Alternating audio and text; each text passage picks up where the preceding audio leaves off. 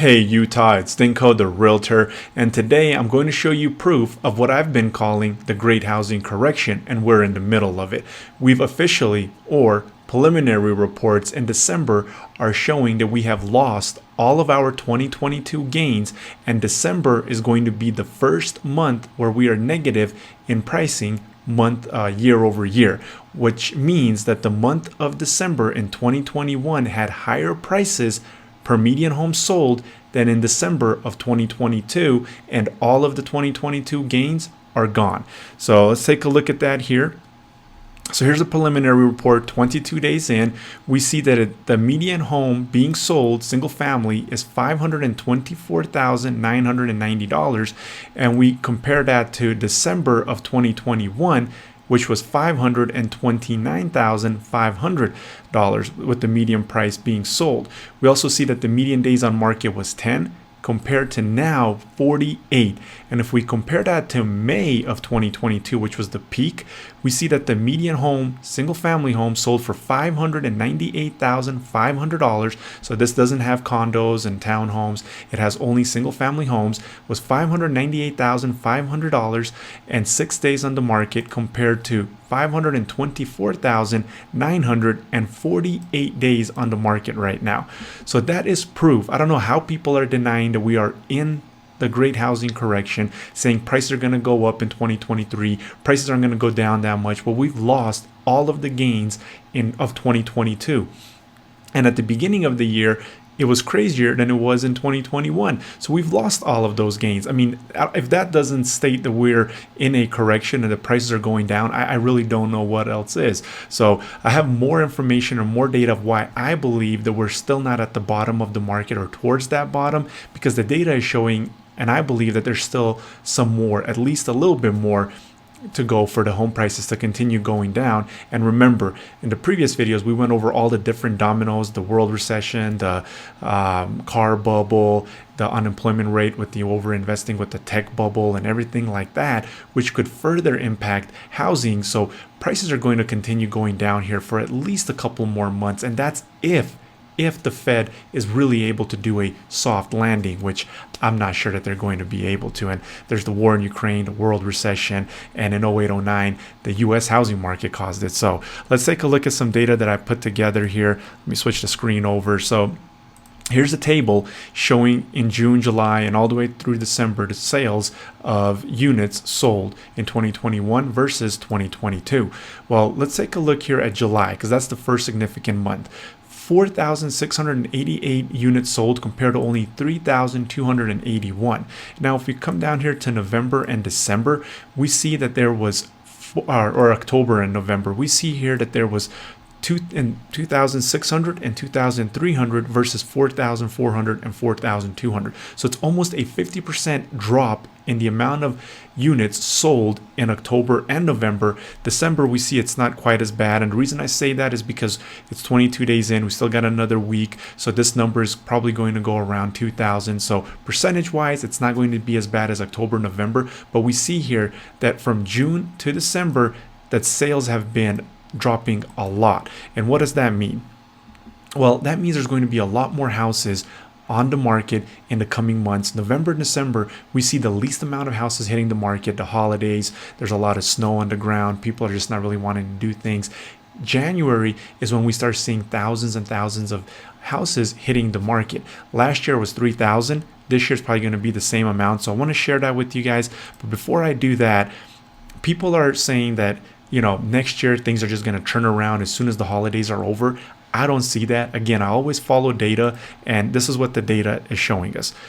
So currently, December of 2022, in the year 2022, there is 8,554 properties on the MLS for sale, compared to a year ago in December of 2021, there was only 2,308.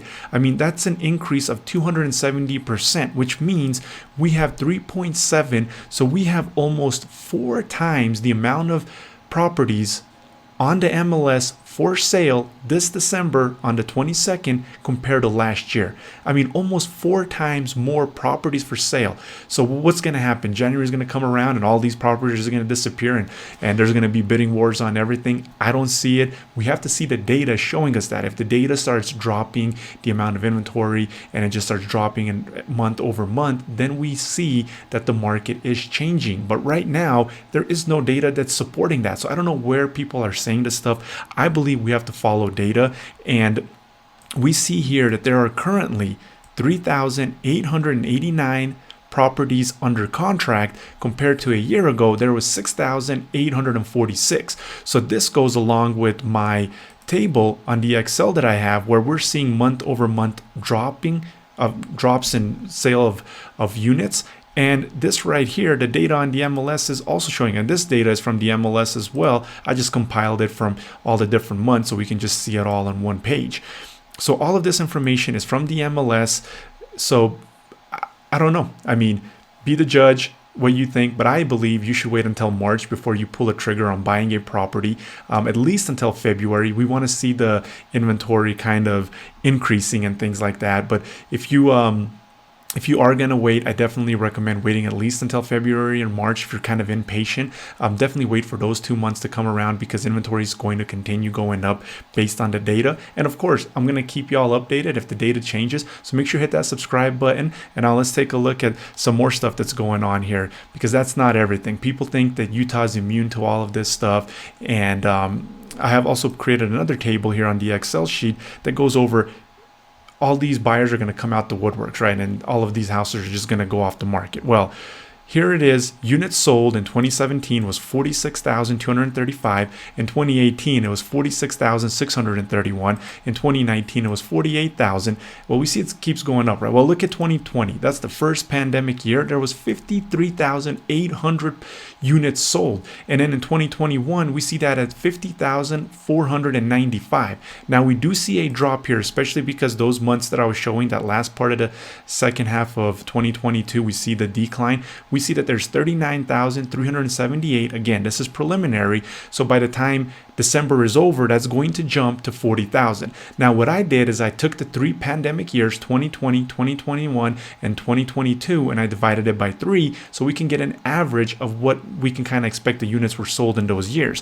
And it was 47,892. Again, this is going to be higher than this because it's preliminary. So this number is going to be 48,000. That takes us to 48,000 the last pre-pandemic year. So people are saying there's pent-up demand. All these buyers are going to come out in January, and it's going to be just a slugfest of who's going to get a house in 2023. Well, if we take a look at the data, I mean, it's not like we were selling 10,000, 20,000 houses and then there's this whole buyer demand. I mean, during the pandemic, more houses were sold than ever before. And guess what?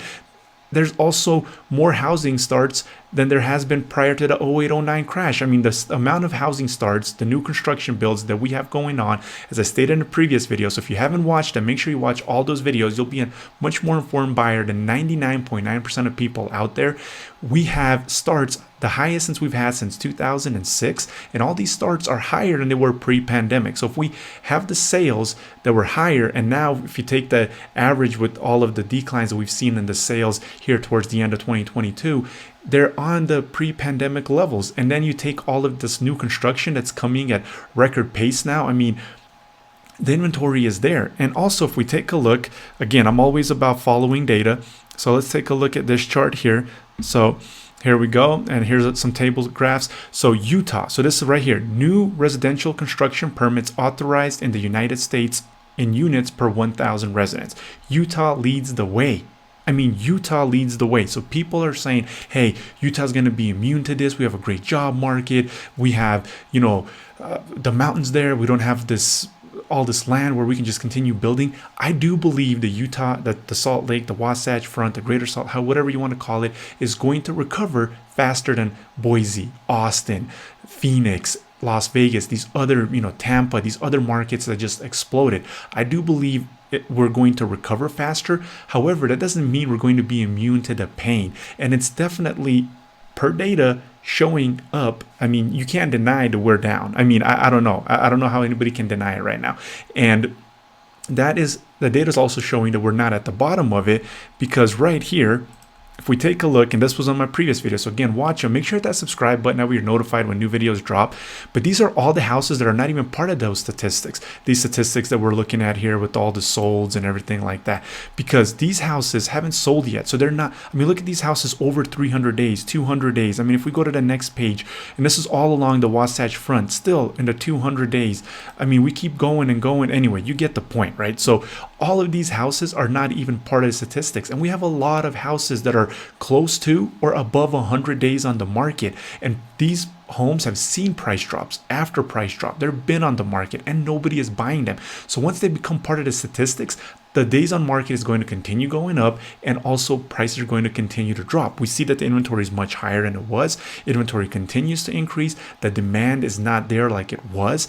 And this pent-up buyer demand, I don't know if it really exists to that extent. Now, do I believe it exists a little bit? Sure. But to that extent where all of these buyers are just going to come out the woods and just buy up all of these homes, I don't see it. And until the data shows that, we have to follow the data. So leave a comment down below of what you think is going to happen to the Utah housing market and how long you think it's going to take for the housing market to recover. And until next time, have a great day.